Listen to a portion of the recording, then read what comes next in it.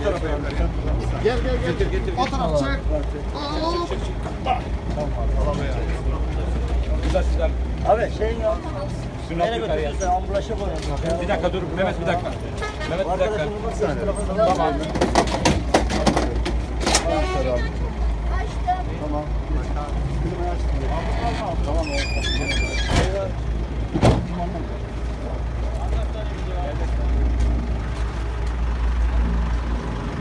Alerji şeylerine şansın var mı?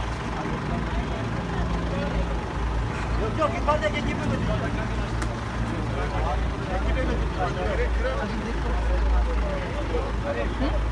Alerji için de